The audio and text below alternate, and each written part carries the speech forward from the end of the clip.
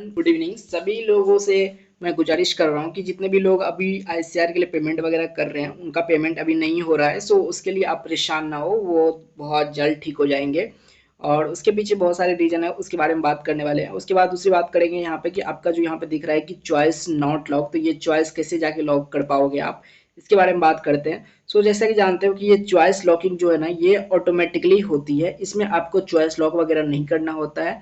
आपको जितने भी चॉइस आपने भरे हैं, चाहे आपने जैसे कि यहाँ पे देखो टोटल नंबर ऑफ चॉइस कितने 29 भरे हैं, ये सब चीज़ें आपको भर देनी है वहाँ पे, और ये चॉइस जो है ऑटोमेटिकली लॉक हो जाएगा, जो कि 17 के बाद अपने आप हो जाएगा। उसके बाद आप कोई छेड़छाड़ नहीं कर पाओगे। अभी आप चॉइस को एडिट वगैरह भी कर सकते हो, उसमें कोई दिक्कत नहीं, लेकिन 17 के बाद ये आप कोई छेड़छाड़ नहीं कर सकते हो। सो ये चॉइस जो है अपने आप लॉक हो जाएगी, इसके लिए आपको परेशान होने की ज़रूरत यहाँ पे नहीं है, ठीक है। उसके बाद यहाँ पे देख सकते हो, आपको जैसे रजिस्टर करते हो आपको यहाँ पे कितना चाहिए, 500 अमाउंट चाहिए, जो कि आप कर चुके हो यहाँ पे। उसके बाद देखो यहाँ पे आप यहाँ पे चॉइस जो भी फिल करोगे और आपको यहाँ पे सब कुछ दिख जाएगा। जैसे सबसे पहला है यहाँ पे बीएससी ऑनर्स एग्रीकल्चर, और ये जो भी स्टूडेंट है इसने आईआरआई झारखंड को टॉप पे रखा है। तो जिस रैंक पे इन्होंने टॉप पे रखा है ना, कि 100% इनको जो है ये कॉलेज मिल जाएगा, और इनका टारगेट भी था कि आईआरआई झारखंड इनको जाना है। तो ठीक है, इनको जो है इस कॉलेज पे, इस रैंक पे ये कॉलेज मिल जाएगा, और ये चाहता भी नहीं है मुझे कोई दूसरा कॉलेज, अगर ये कॉलेज मिल जाए तो वेरी गुड, ठीक है। उसके बाद इन्होंने यहाँ पे असम हब को रखा है, क्योंकि ये आईआरआई को टारगेट कर रहा है। उसके बाद इसका इंटरेस्ट है बीटेक डेयरी टेक्नोलॉजी में, तो इसने एनडीआरआई करनाल को भी रखा है। सो इससे आप क्या समझते हो कि मतलब आपका जो इंटरेस्ट हो उसके बेसिस पे आपको चॉइस फिलिंग करनी है। इसने कोई जीबी पंत नहीं रखा, कोई बीएचयू नहीं रखा, इसने कुछ भी नहीं रखा, ऐसा ना कोई पीएयू रखा। इसका जो था कि मुझे कि ठीक है आईआरआई मिल जाए, आई विल बी हैप्पी, सो इन्होंने आईआरआई रख दिया। उसके बाद डेयरी में इसका इंटरेस्ट था, तो इन्होंने एनडीआरआई करनाल को रख दिया, क्योंकि उसमें इन्हें जाना था। इसलिए आपको फालतू की चीजें नहीं बढ़नी है कि जीबी पंत भर दिया, बीएचयू भर दिया, पीएयू भर दिया। आपको पता है कि ये जब नहीं मिलना है फिर भी आप भर रहे हो, वो ओके, कोई प्रॉब्लम नहीं है इसमें, कि आप भर सकते हो, कोई दिक्कत नहीं है। लेकिन आपको अगर पता है 100% कि मुझे इनमें ही जाना है और ये मुझे मिल भी जाएगा इस रैंक पे, तो आप बिल्कुल इस टाइप से चॉइस फिलिंग कर सकते हो, ठीक है। और उसके बाद देखो, जैसे जितने भी कॉलेज आप भर रहे हो यहाँ पे, उन सब के बीच में यहाँ पे एक रेड कलर से आपको लिखा हुआ आ रहा है, अगर कोई भी यहाँ पे रिमार्क्स दिया गया है। जैसे कि यहाँ पे देख सकते हो यूएस जीके बीके जो बेंगलोर का है, उसमें यहाँ पे बताया गया है कि this seat max is provide here to inclusive both of UAS Bangalore, UAS Mandya, ठीक है। ये दोनों यहाँ पे जो उसका जो हसन वाला कैंपस है और ये जो भी है ना, इन सब का बता रखा है कि सीट मैट्रिक्स जो इसमें दिख रखा है, जो भी इस कॉलेज में मान लो सीट है 80+, ठीक है।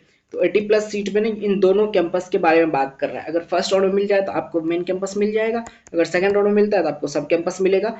तो इस बारे में आपको यहाँ पे ऑलरेडी बता दिया गया। जैसे जीबी पंत में ऐसा कोई रिमार्क नहीं दिया गया है। उसके बाद केरला यूनिवर्सिटी में जैसे कि साउथ वाले बच्चे भरते हैं, तो उसमें लिखा हुआ है कि आपको ये सब्जेक्ट जो है इसमें पास होना चाहिए, इतने इतने नंबर आपको चाहिए, तभी आप एलिजिबल हो पाओगे, ठीक है। उसके बाद बहुत सारे जैसे धारवाड़ वगैरह है, इसमें कोई रिमार्क्स नहीं है। और बीएचयू में ऐसा स्पेशल लिखाया गया है कि 10+2 में और साइंस होना चाहिए, बायो होना चाहिए, मैथ होना चाहिए, एग्रीकल्चर होना चाहिए, ये भी बीएससी एग्रीकल्चर में। अगर यही फिर अगर आपका बायोटेक हो जाता है, डेयरी हो जाता, तो उसमें पीसीएम से एग्जाम भी चाहिए, और पीसीएम 11th-12th में भी चाहिए। ये सब चीज़ आप बहुत अच्छे से समझते हो, ठीक है।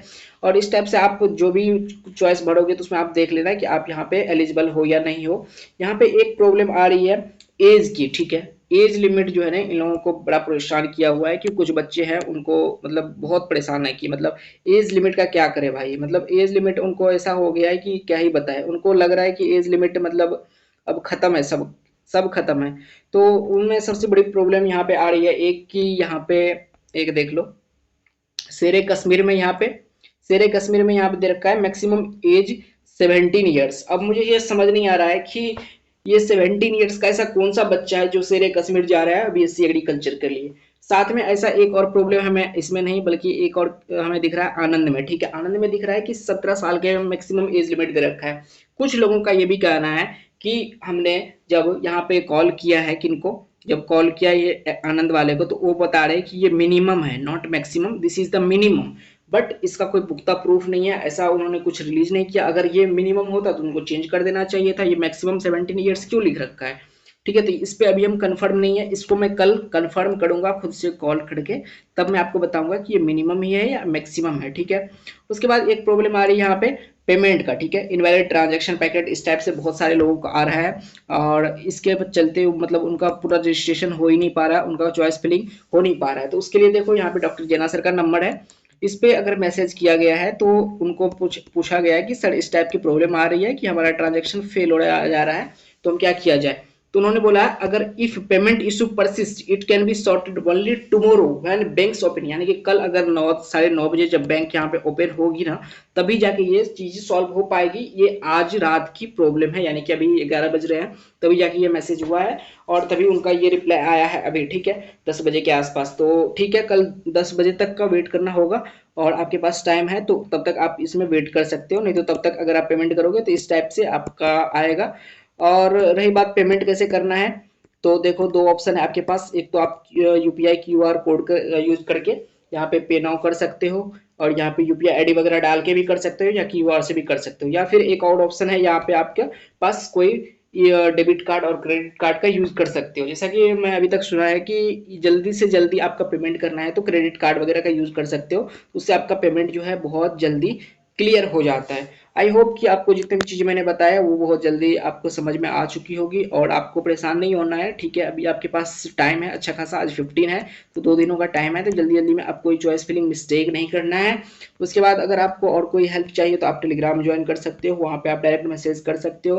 रही बात चॉइस प्रेफरेंस की, तो मैं कल एक वीडियो डालने वाला हूँ, ठीक है, जिसमें मैंने बताया कि मेरी जो पर्सनल प्रेफरेंस लिस्ट है वो मैंने कैसे बनाई है, और उसमें मैंने कौन कौन से कॉलेज को रखा है, आईआरआई झारखंड रखा है या नहीं रखा है, अगर नहीं रखा है तो क्यों नहीं रखा है, अगर रखा है तो मैंने कितने नंबर पे रखा है, ठीक है।